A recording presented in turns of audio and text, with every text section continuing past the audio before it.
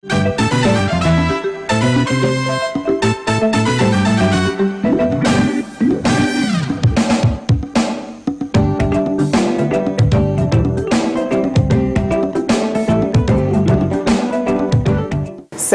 c'est bien, mais informer, c'est encore mieux. Et c'est ce que nous faisons tout le temps.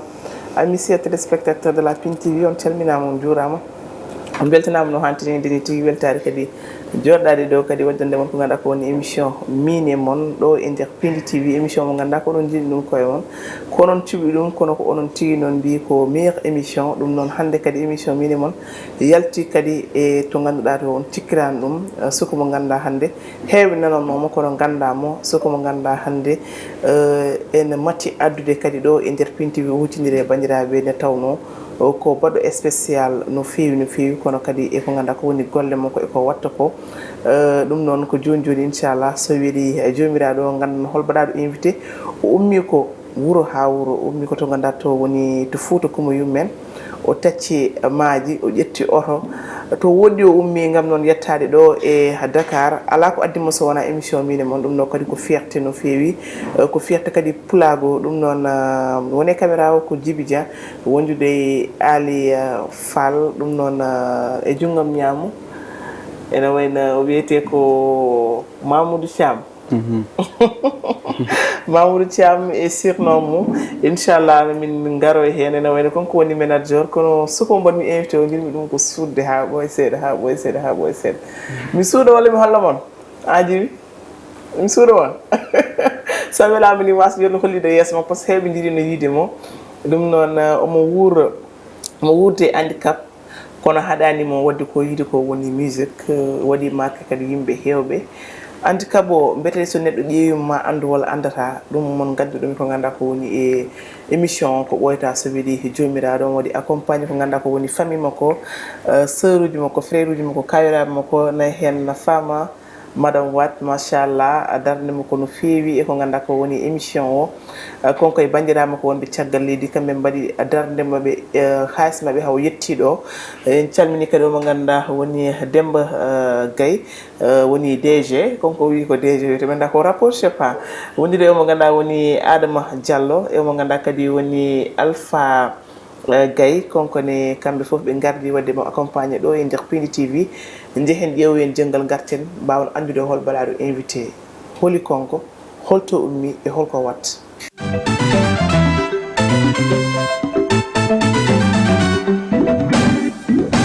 c'est ça merci beaucoup Fama madame Wan won kam min gita dum won to dum don machallah badaade invité o heedi kam jungo nano wiete ko Mamoudel ɓurɗo andirede C-boy mi anda noon to haade min gartu émission wontata ko Ndiaye boy walla C-boy wala yettode o jeeyaka to ganda to woni to Thiali hande noon o ari wadde noon rejoindre émission mine mon eɗen gandi Thiali woni koye to ganda to woni to Matam C-boy walla Mamoudel C-boy mi salminima mi salminima kadi mi salmini bandiraɓe kadi mi salmini mo gardumɓe aussi kadi kala ke hettiyanke Pindi TV aussi kadi mi salmini on mi juuri mon mi ñagani mon Allah moƴƴere donc kadi bisimilla man e yewtere he donc ka kersude non mi hersanima koto hedatata non mi hersanima hersande ça va ay are do jom machallah wallah bara tampane law non wallahi en semortam man ngummida Thiali oy min gummimi ko jeudi hanki donc noon hande mi yettima ɗo e Pindi TV ngam weltinde ɓerde bandiraɓe e weltinde kadi ɓerde jinnaɓe aussi kadi rewɓe caggalam ɓe kadi aussi kadi mi accataɓe ɗon kala to mbawmi yaade kadi momi yaade mabɓe ha gasa donc noon ko ɗum addi am ɗo hande merci beaucoup Mamoudou wala C-boy ko artiste rappeur machallah kodɗo to Thiali batton kadi golle payodini no feewi mon ganda dum so widi jomiraado mo jeey mo ganda woni manager mako hono non ko Mamoudou Mamoudou Thiam Mamoudou Seydi Thiam bismillah assalamu alaikum wa bandiraɓe fulɓe yaɓoɓe Pindi TV mi salmini moɗon o ko Mamoudou Thiam gandiraɗo manager C-boy hande ko juste tan ardude en pour page information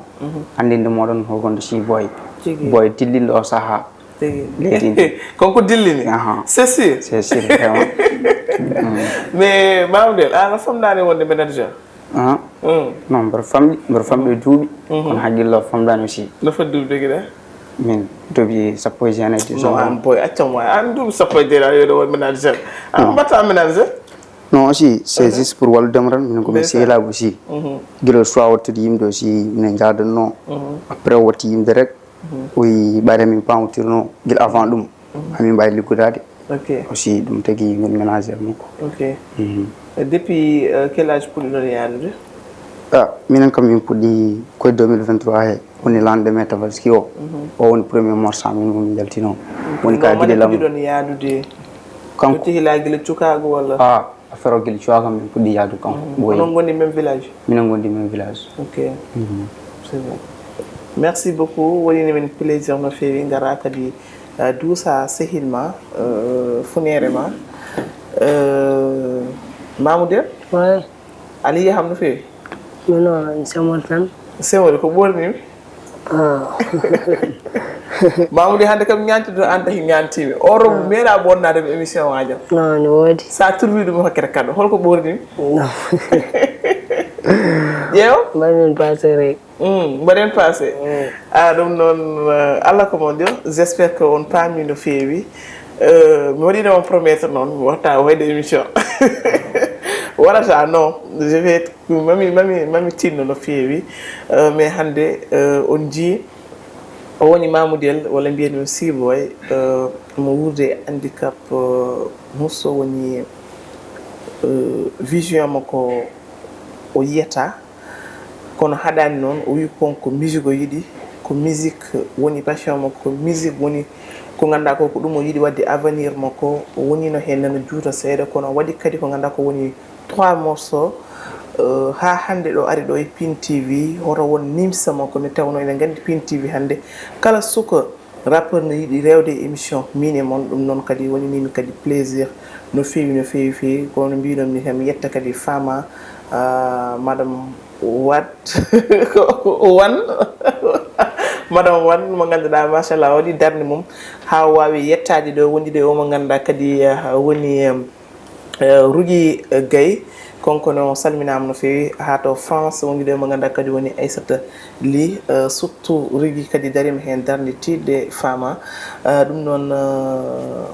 Siboy hol année puɗɗiɗa waɗi musique way min koye mbiɗa wawi wiide ni koye 2023 heni mbattum yimde par ce que min musique mbiɗa yiiɗi musique no fewi guila mboɗo famɗi donc noon mboɗo jogino yimmiraɓam ne gummo France garta galleji amen ga mais en même temps jiya mboɗo heeɗo musique connami radio ji mbiyama waɗ ɗumen fijirde e nder hen mi ƴetta son uji janani mi monta mi fijanaɓe e nder hen kadi mi ƴetta son uji janani mi nawa concert comme genre guuri takkilɗe bow en ceeli en wode beren si kadi neɗɗo noon kala to mbawɗa wonde rek sa yiiɗi hunde rek a gomi tan ene wawi Allah tawtuma hen donc noon min e 2023 he temps événement o puɗɗimi yaltinde son am son o titre o guiɗelam e nder son he jaltinmi son bammumi lancé gandumi yimɓeɓe kadi nottima kam kadi aussi vraiment kadi calnaɓe koɓe tedduɓe koɓe teddinoɓe donc kamɓe fo aɓe jiiɗi ham aɓe korsini ham donc mbinoon minen aussi kadi mami daro hen darde gandanɗa tinde taw ken naftoro e gurdam mom donc ɗum noon taguimi nadde hande musique kadi mi natirani musique pour sablage non natirmi hande rap ko daranade leñol fulɓe kala ko ene moƴƴe e leñol he aussi kadi mboɗo yiiɗi moƴƴe hen kala ko eɗen gartire jaam taw koye leñol men donc min ko ɗum jimmi wadde gurdam mam mais Siboy sen ƴeewi ko ganduɗa ko woni hande vision ma fewani holno mbaddata ɗum e ko ganduɗa ko woni rap hol bindanowoma no si min bindol kam vision moƴƴani guita moƴƴani kadi bindol wona ko am mi windata min aussi koye mayanam heran guespirtomi mi takko sar ménagére am mi fawa bid mo jiiɗi ko jogonmi fiiɗo mi fawa ɗum mi rafta hen so feewi wiyam feewi so boni kadi wiyam boni sans ɗum ɗo. mais parfois so tawi a waɗi haqqille ma ni a windani est ce que a yejjita? non non ɗum ɗon Allah ne walliyam hen ɗum ɗon kala ɗum ɗon Allah ne walliyam hen kadi mboɗo yettir ɗum Allah no feewi hakkillo ne moƴƴi guirɗe ne gumi kono hakkillo wumani eyi machallah ɗum ɗon fof ɗon jungo ma min garta Mamoudel mbaɗi yo Mamoudel Kosé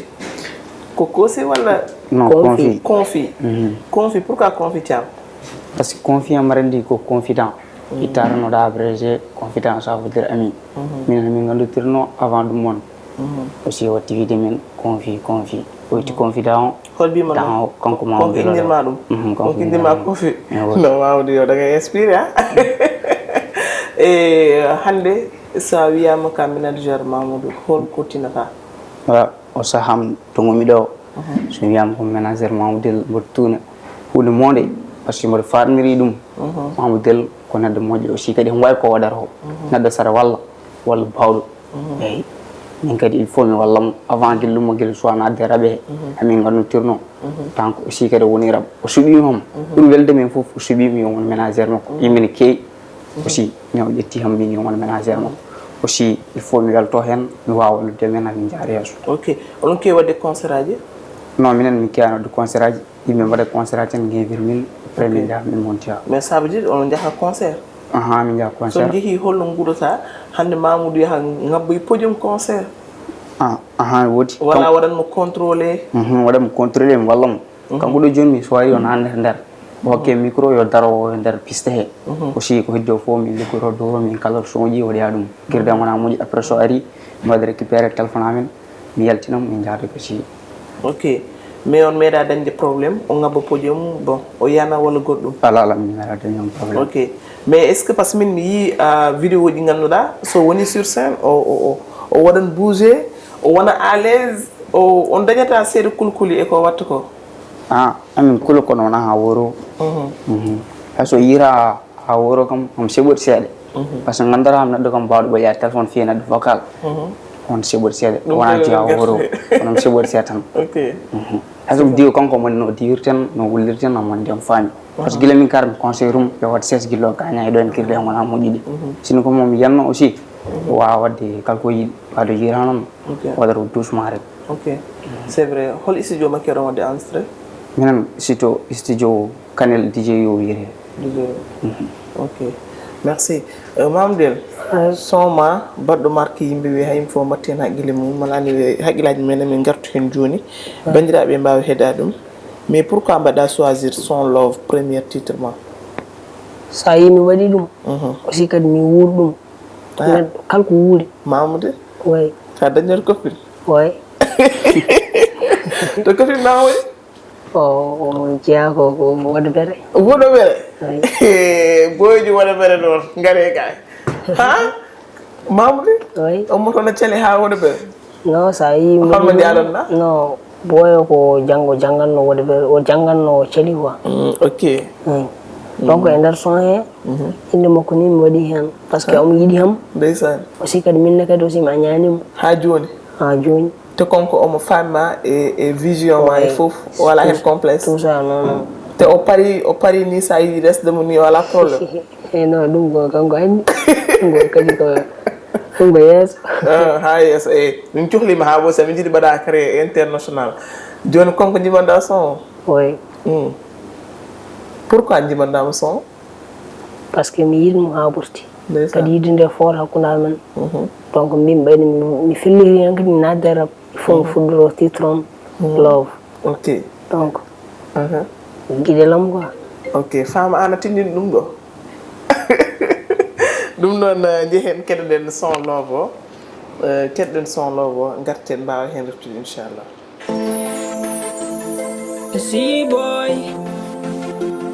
See boy from Charlie, yeah. DJ you entertainment. My manager, Confi Cham, Nya Brigade, Liube, Bachabi, Jage, Umar Se, yeah. Yidemen ko gonga wana chakan Anjimi raza wana yumum sukabam Gotom chubi me jawe nguramam Min mi yidi mama Fami wapata Ko bernendo kumami fami anchata Gili hakun meden Fama wana hande Mino ko ano woni mino Gidela mi abo Kalton bawda yade Mi jam nene ma Kalton bawda wande Mi jam nene ma Min kontan Yoni mi debo Ender berndam Gol ka kodo Jamma jenga Jaw mi joma Alamonji mi be Jaw sowonan Gili mende Imbe fo enandar Bebe zotem pili for Tito on the beat. Kagidelam, boyoko gidelam Kagidelam, boyoko gidelam Kontan wane mijam Kontan wane berdam Kagidelam, boyoko gidelam Kagidelam, boyoko gidelam Kontan wane mijam Kontan wane berdam Idemen ko sese yimbe fone ndara anon jimmi resde hufana mi besngam gilli hakun meden fama yimbe ngandi mimi wondi wati firtatado adi yidde hakun meden walla yena labi so mi woni leki bebe ngona dadi min kon an ko min idemen fori bebe zo tempili for aburni kam or mi fandani me jama gilli men ko dongoni mimi yida chama mimi yejita ogido jagudo mi wi mi anchata kajatalla jagu jungo ma jaw ko minema bebe adu jungo ma jaw ko minema gidelam ko gilli men ko gilli gonga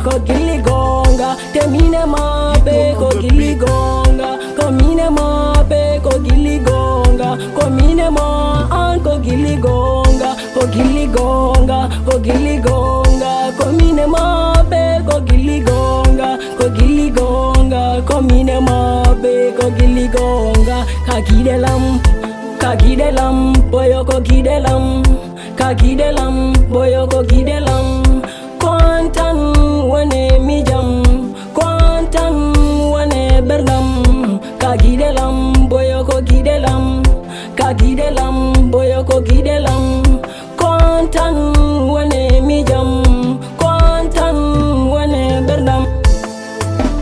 yidene wodi konon jinni an bebe hode bernde yidame ma nyande darnge gilli hakun men fami anchata ko bernde ndon kumami fami wapata The dance pop music.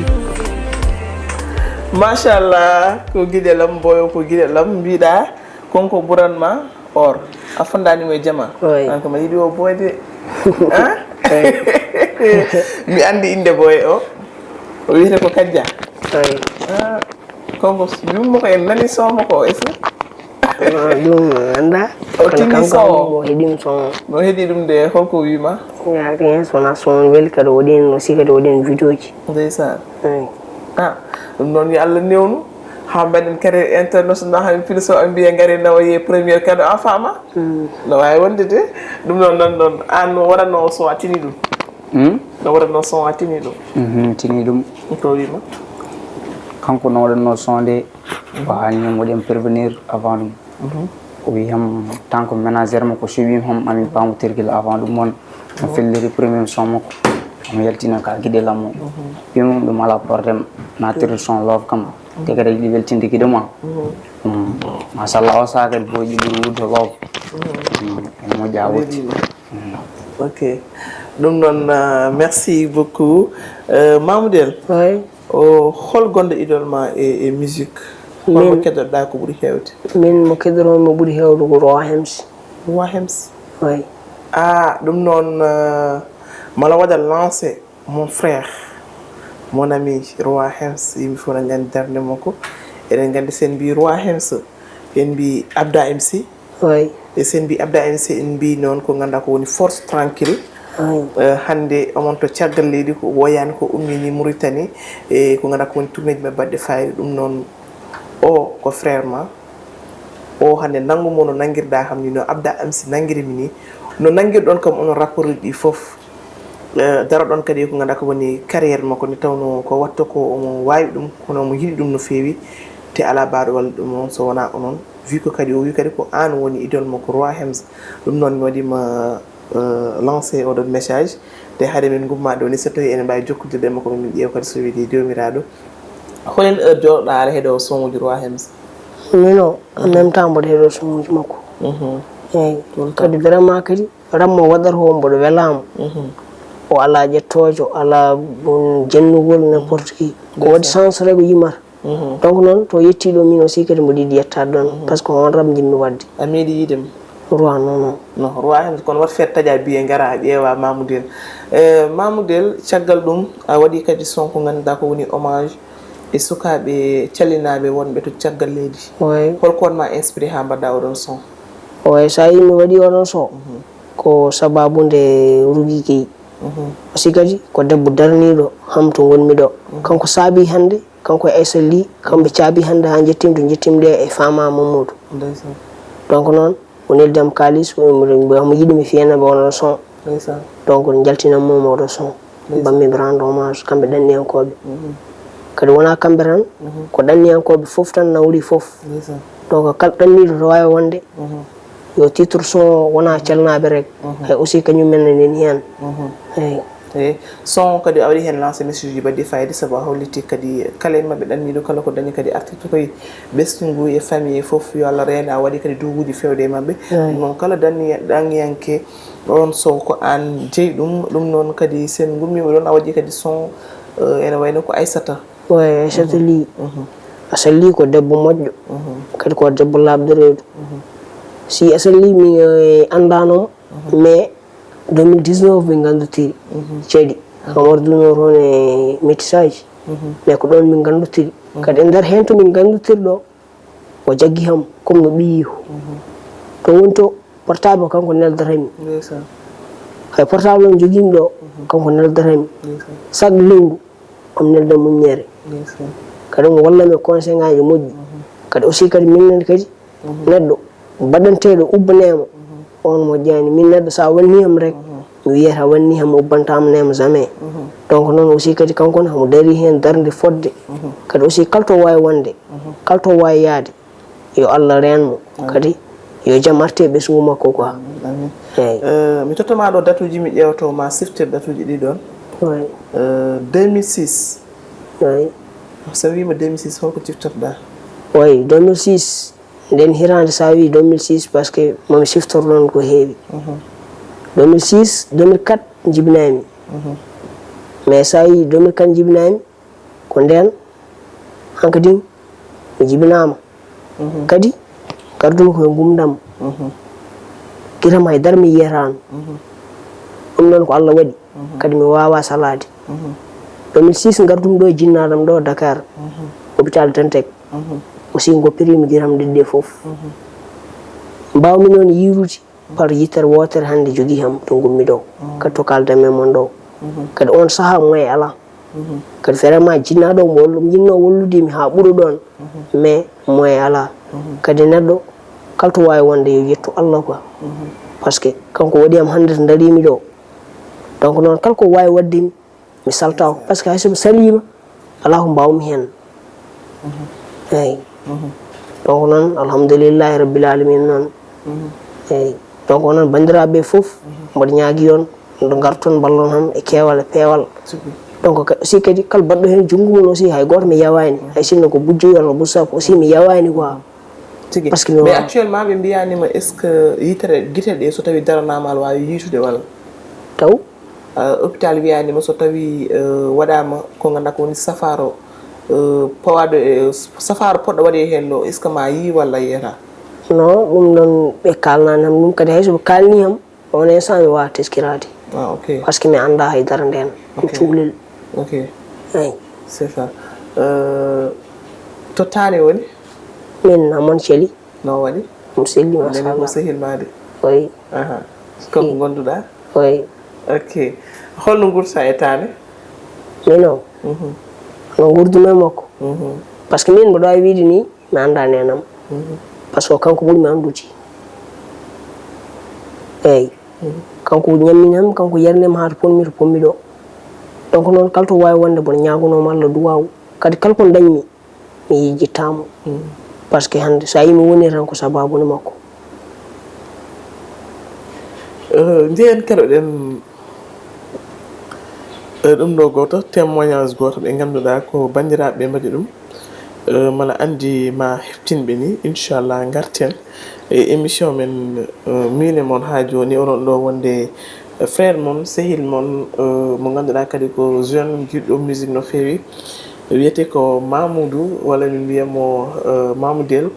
DC Boy ummi ko haɗo cali ari émission mine moon avec son manager et kadi famille makko foof mbi merci beaucoup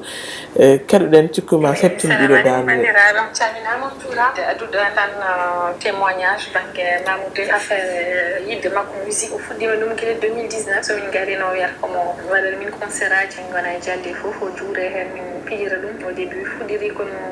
jeune kanko noon wiyani ko handicap mo wondi on o wi ko hay soko laamu wallani walla hay soko moyen makko hokkani hay soko accompagnement psychologique walla médical bangue safara fof foti wade o heɓani o sippirto e ko wondi ko o sippire ɗum passion makko yiɗi wadde koko musique voilà il se raccroche à la musique malgré son handicap visuel donc o yeeɗaɗi kono kam sukaɓe mbaɗata ko fof wadde so fiɗi d' abord koye hat ko jogui dole makko mo yeeya école aji he fof kanko yayan kala mo tekram classe ko fini soko ɗon waɗa kadi so aussi kadi mbaɗe engagé e culture village fof ko kala ko dillata par rapport à la culture association woni hen tan mamadou Thiali c'est un gosse dynamique soko vraiment tagi Mamoudou nani joƴo o yiira kono kala mo nani dani mo momande woni o hay sina faye makko ni a dejjiji mum nandi automatiquement ala ɗiɗo ma vraiment nani jiɗɗo hoore mum jiɗɗo barɗo ɓen ko ganduɗa ɓene kadi aussi mo ala probléme e yimɓe kala mo anduno hay sino isdi ko sara makko andi woni o kala mo anduno hay sino isdi ko sara makko walla ɓeɓe mo andi oro ko hono anan kadi sukaɓe fof so Allah vraiment omo yiɗodiri mumen eɓe jiiɗi ko pamodire makko kadi ni eɓe nangui ko no fewi omo nangui ko hewɓe hen towañamo mbaɗamo saboté walla ɗum ɗo affaire ijira tan kono o meeɗa metti haydara sa yi Mamoudou ka ko gayira o wimi kala ko Allah fayama jiggoto walla temude wettiri ɗum Allah kadi aussi somi walla gueyi mi anda holko waɗani donc ko hunde ganduɗa hunde wonde fayide makko vraiment omo yiɗi ɗum Allah no fewi ko yiyata o kadi aussi vraiment omo jaaɓi hen Allah eɗen gueeri kadi aussi ballanɓe yimɓe ballatamo par ce que neɗɗo so waɗiri Allah ma Allahu lamɗo yewɗum Guilé mes premiers sons en Rambaden, en Mamoudel, il a du talent. Pendant qu'on a le deuxième et troisième son, on va valider. On a des crédits, mais son, il dit qu'il dit, va nous valider. Bimbi Mamoudel, tu es un artiste. Ah, tu es un artiste, tu as du talent. Ko usta e giremako, alors ko dum wata e dande de. Gam ñaagimi Allah tan ko yo Allah waɗe makko barke yo Allah duusmo ha arsugaji makko ɓeydo Allah wanmo artiste confirmé e teɓa dandi kanko kogonowo par ce que gila omo famji omo yiɗi wonde eɗen ñaago Allah moƴƴere eɗen ñaago kadi dendagal bandiraɓe halpulareɓe fof to mbawi wonde bandiraɓe fulɓe fof to mbawi wonde eɗen ñaago ɗumen ɓe garat balla en waɗe rejoindre yimɓe gollude guilɗo cukalel pour waɗde atteindre ses objectifs voilà et donc ko wallude suwo ko wallude aduna ko wallude avenir et donc enen fof eɗen ñaaka moƴƴere en commençant par le président de la république président Macky Sall aussi et rewde également et la première dame par sa fondation Servir le Sénégal eɗen fof eɗen jiddarde mabɓe fof et voilà et halpulare ko wonɓe waɗoɓe nder musique ko wayno Alaji Baba Mal ko wayno aussi dans le cadre du rap eɗen jogui également ɓe ganduɗa ko waɗaɓe formé yimɓe walla ko walloɓe ɗumen e ko woni o malal talla en fof ɓe mbaɗama interpellé pour juste wallude guilɗo cukalel. Merci beaucoup Mamoudou. Aɗa andi haaloɓe ɗo ɓe? Wa si mbiɗa andi ɓe kadi aussi haaloɓe ɗo ɓe ko jinnama ɓolɓe ko haalata ɗo way haalata ɗo ko Rougui Gueye principal ba ene wonde Djibi Ndiaye ene wonde Alpha Gueye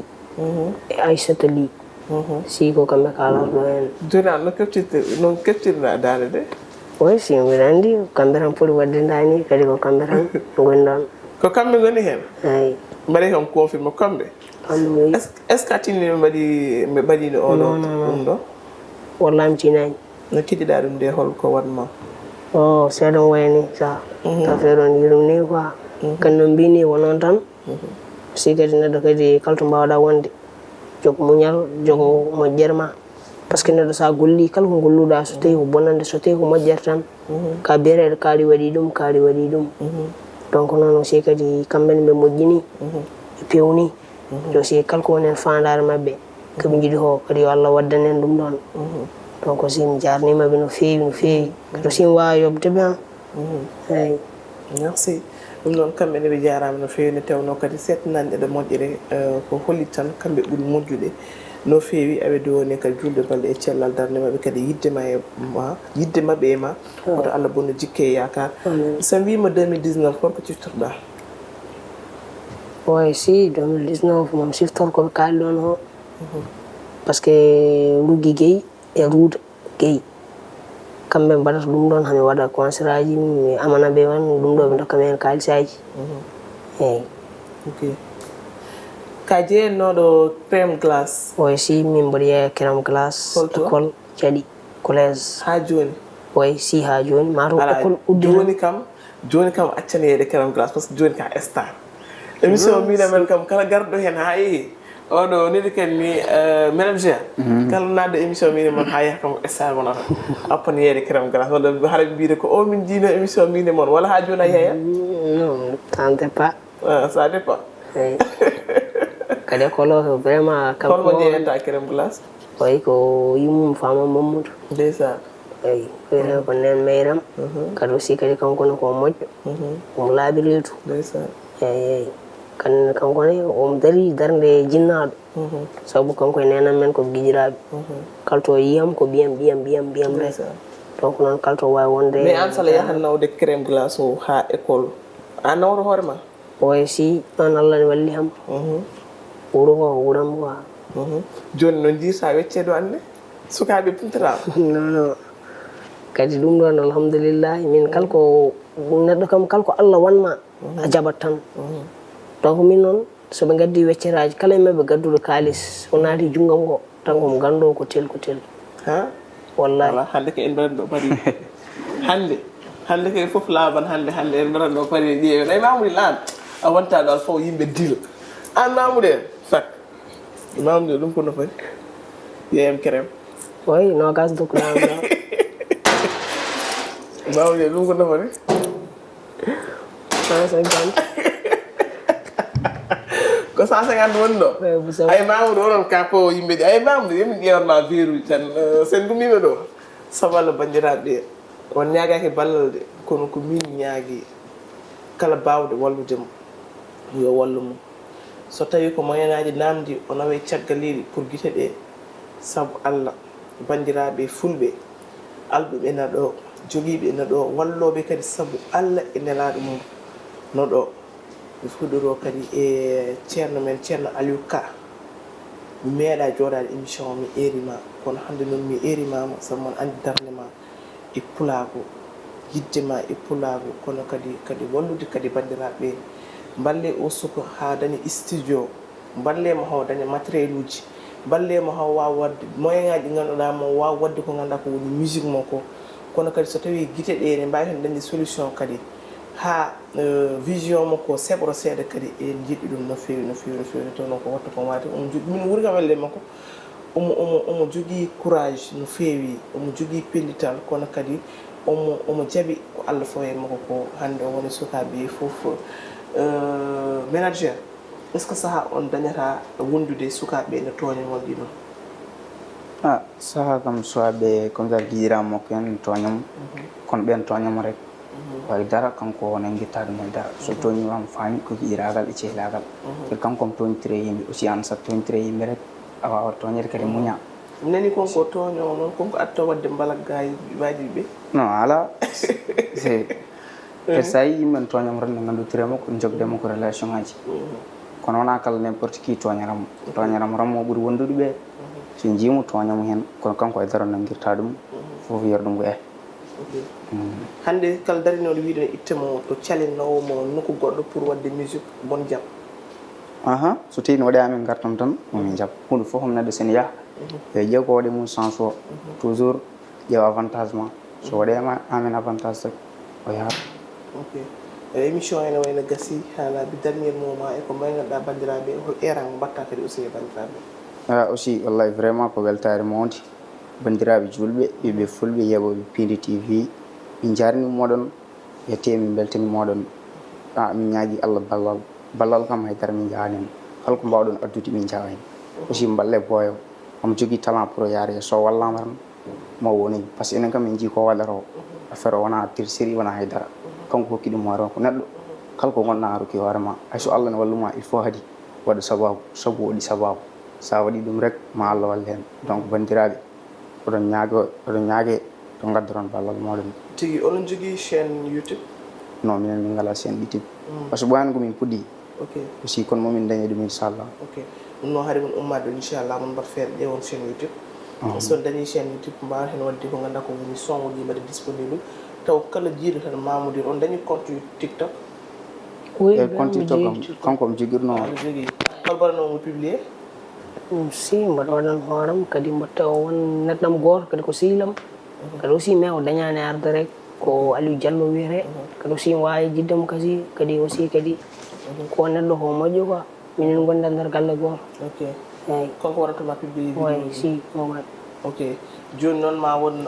TikTok mo ganduɗa ko an jogotoɗo TikTok mo ganduɗa ko manager jogotoɗo ɗum ko programme mum tan wonta hen inchallah sen jaltima min jewti hen no fewi manager c'est bon wala wonko ɓeyta hen non c'est bon par ce que ko funna haalede komi haalama de aussi en ñaagui bandiraɓe rek ballal yo ballu yimɓe merci beaucoup ɗum noon waɗi lancé noon des producteurs surtout gaare mbaɗe produire cukalel ngel por paɗe haneɗo yetto dow goto foof no arana totude jungo mum min yiiɗa ɗum min fa jayde mala yiiɗi neɗɗo rewa yem ngabba dow acca kam ala probléme par ce que ko jiiɗa ɗo hande foof ma haaltoye janggo kala ko jiiɗɗa wirtiɗo ma haaltoye